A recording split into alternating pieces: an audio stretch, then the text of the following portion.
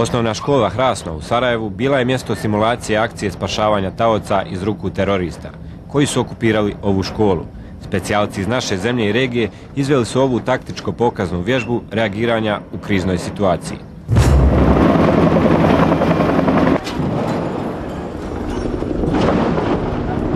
Četiri tima uzela su učešće. Prvi i treći tim su imali zadatak da čiste dvorište, prizemlje i prvi kat.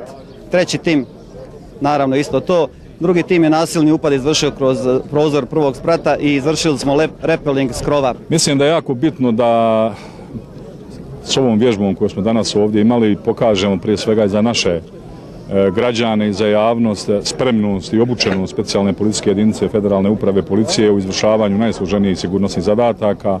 Cilj okupljanja elitnih policijskih snaga iz regije je razmjena iskustava i povećanje operativne spremnosti na izazove sigurnosti u regiji. Ovaj vid saradnje sigurno je značajan za svaku zemlju koja je učesnik ovih aktivnosti.